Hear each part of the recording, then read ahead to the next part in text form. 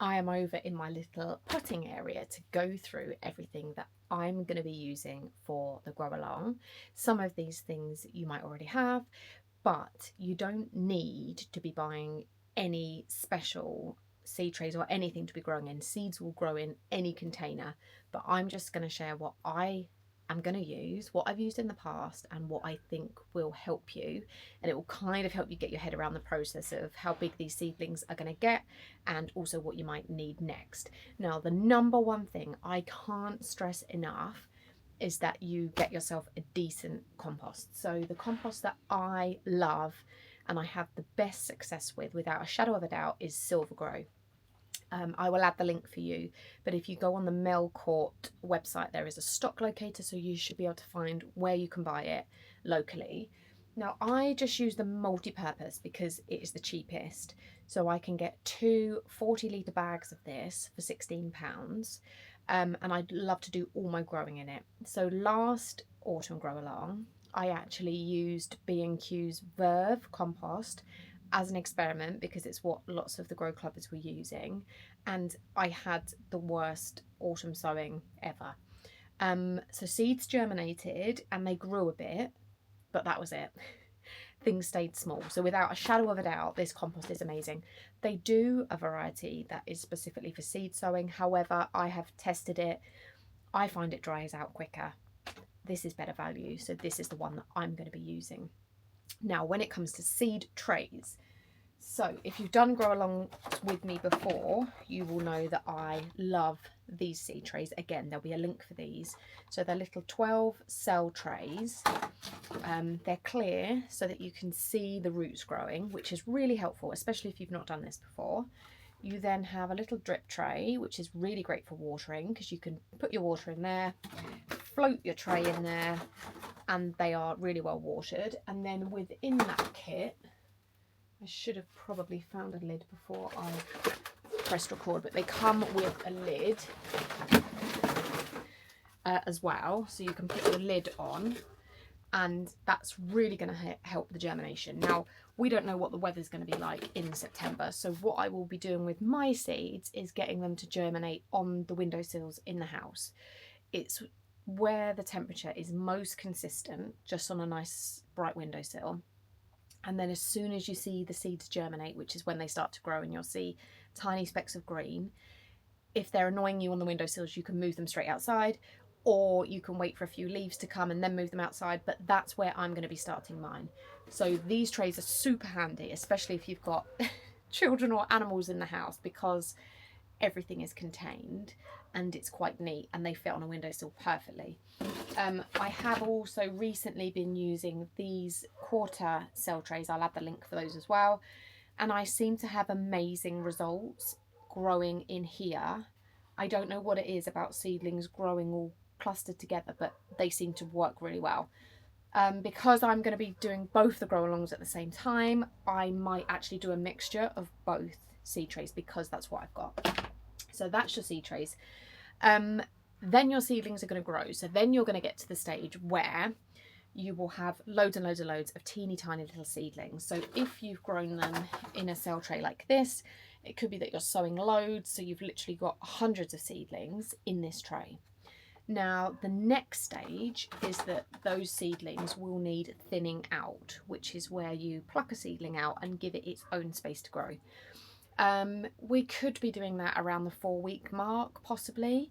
And at that point, they're going to then need a cell to be growing on their own. So it could be that you continue to use this tray, pluck your seedlings out, and then just only put 12 back in here.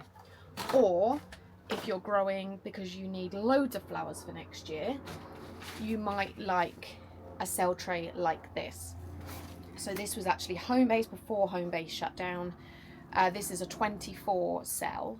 You can buy different sort of cell trays like this, and they will then go in there for a little bit, and then this is the next size that I've got, which is 7cm cells. Now I buy these on Amazon in a 50 pack and they last me donkey's years, and I really like this size, and they don't go any bigger than this until next year. So this will be the final size that they will be in for this year. If you don't want to buy that size, then lots and lots of people have stashes of these sorts of pots. So it could be that for you, your next size up is something like this, and that's fine. But the most important thing is that when we get to the thinning out stage, so you've got your seedlings, you've got all these tiny seedlings, they then need to go into their own cell. So you need to decide how many plants you want to be growing. So don't forget, your greenhouse is going to get quite full. So for example, like snapdragons, that's just one variety. How many of those would you like in your garden next year? So I always say add 10% because some might get damaged or you might lose some. And actually it's always better to grow more if you can, because then you can get rid of them at a later date than not have enough. But if you've got a really empty garden and you're wanting to grow loads, then I would say you're definitely going to need something like this. Check your local Facebook page, check your local Freebay or Free Cycle, whatever you've got, because people just give seed trays away. So always try and get what you can for free before buying it. You're then going to need some sort of water sprayer or just a water bottle with holes in the top, just to be keeping these seedlings moist while they're inside. If you're putting a lid on, they won't dry out that much. Every few days you might just want to give them a mist. And if you haven't got lids, what you can do is just add cling film to the pot. I will probably demo that on the live as well, because that's all some people have got and it's really effective. So if you're just going to be sowing your seeds in a pot, which you can totally do, so rather than using a seed tray like this, you could just scatter your seeds on the surface of a pot and then put cling film over for the lid. That works really well. Yeah, definitely think about that. Or I was looking to see if I had, you know, like a grape punnet or anything like that. You don't have to have the seed trays. It's just I use what I like. So a water sprayer. And then what happens is compost can feed your seedlings for roughly 4 to 6 weeks. So what will happen, like I said, is your seedlings will grow, and then by the time we get to about 4 weeks, they'll be ready to be thinned out, potted on, and then that little seedling is going to be in fresh compost, which will feed it again for around 4 to 6 weeks. It could be, depending on how big they get and what they all look like, and we'll talk about this nearer the time, it could be that they might need a bit of feed before we go into winter, which would be something like a liquid seaweed feed. I haven't got a bottle of that here. You can buy that in Home Bargains, you can get it online. It could be that we give them a bit of a feed, but then kind of over winter, we will check them in our greenhouses, zippies, cold frames, wherever they are, but they'll actually just be fine and they'll just sit there and they'll do their thing. We won't have to do a lot of watering because things don't really dry out in the winter. We'll just have to keep an eye on them. And then as we head closer to spring, it could be that we pot them up again to give them some fresh compost, start to feed them, and then big amounts of growth happens in the spring.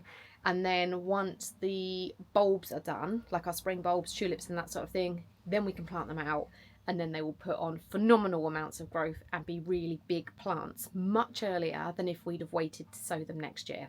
So that's why we do it now. So really, that's sort of all of the equipmenty stuff that you need. But definitely think about compost. Some people like to use something called vermiculite to sprinkle over the top of their seedlings. You don't need it, so I'm not going to say that you need that, because you absolutely don't. But if you've got it, bring it to the grow along. That's absolutely fine. And I think, I wanted to tell you about labels. Don't spend money on plant labels. This is just a milk carton that's been cut up. And then I did buy a garden marker pen, because what you'll find if you use Sharpie, it will fade.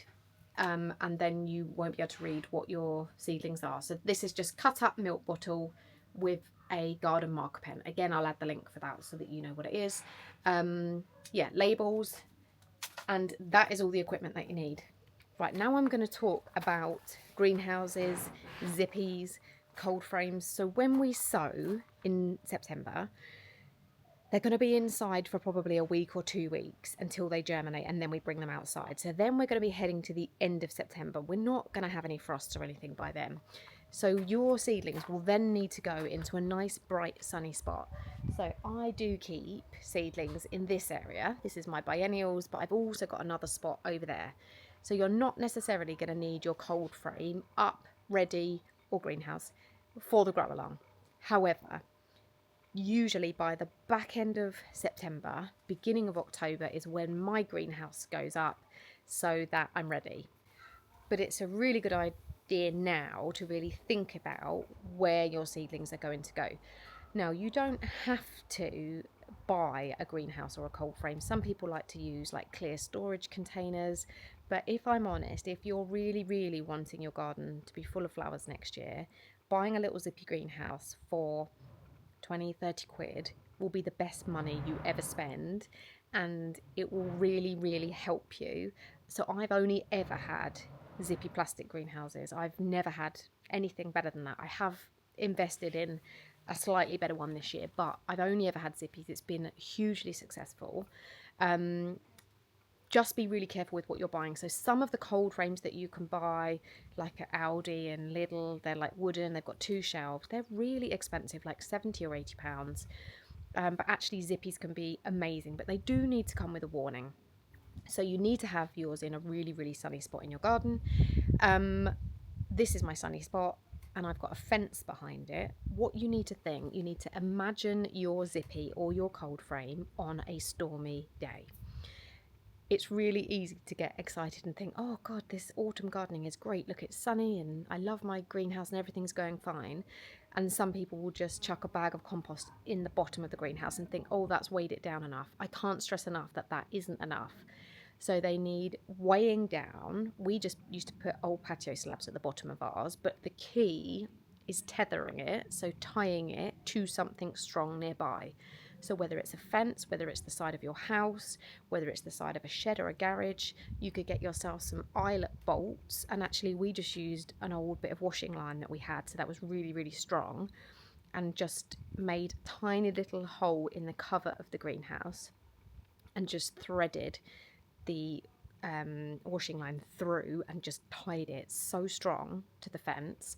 So it didn't matter how strong the winds were, how stormy it was, I knew that that was not going to take off, and that it was strong. So you must take that seriously. So really think about when you're thinking about, oh, where's my greenhouse going to go? What have you got nearby? Have you got a fence? Have you got a shed? How can you really, really secure it? So I can't stress that enough. It's really important. If you are buying plastic zippy greenhouses, I can't stress enough how important it is that they are reinforced. So can you see the plastic on my old zippy? It's got like little squares that are sort of threaded through the plastic.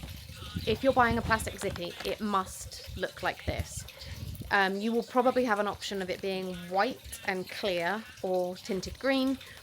My preference would always be clear, but if you can only get green, that's fine too.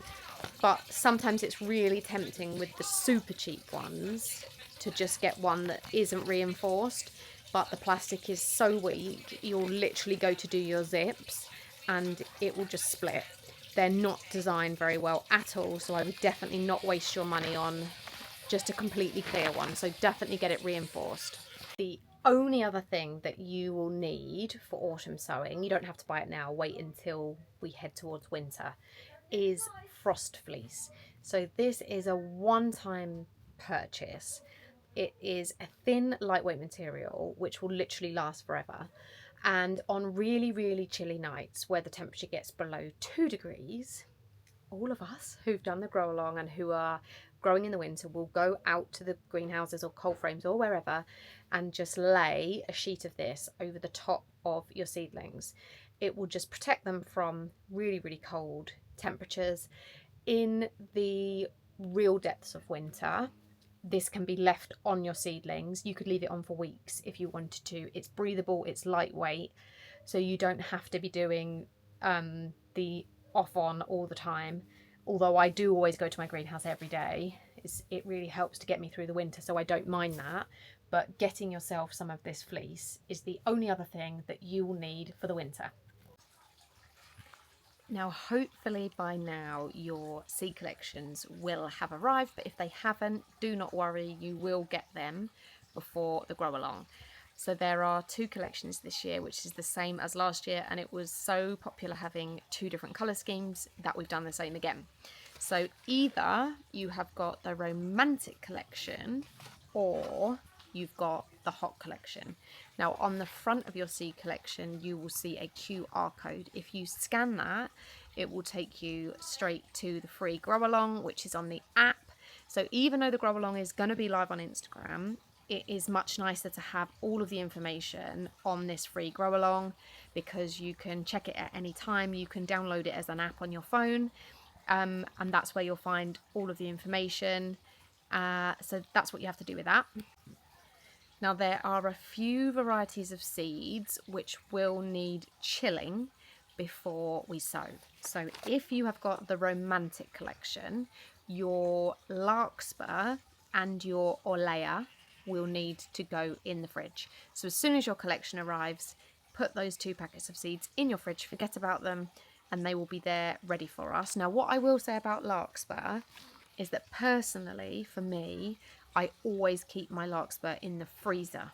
Orleia, it says the fridge, but for me, I've always done larkspur in the freezer. So I'll leave it up to you whether you do the fridge or the freezer. And then if you've got the hot collection, it is just the larkspur. That's the only variety in there that needs to be chilled. And there you have it. So the grow along is going to be Sunday the 7th of September at 10 a.m. We will do the romantic one first, followed straight away by the hot. So it'll be a mammoth grow along. I am so excited. So Ben, my husband, will be there on the live answering any questions. No question is silly. We answer all the questions, anything that might crop up. It is just the most exciting way to kind of be ending the summer but also starting the growing year for next year. It's just so exciting. It's my favourite grow along. It just puts me in the mood for autumn and gets me excited about winter, because growing in winter is just what gets me through. And the excitement and anticipation already for next year's garden, I love it. So thank you for being here, and I will see you at the grow along.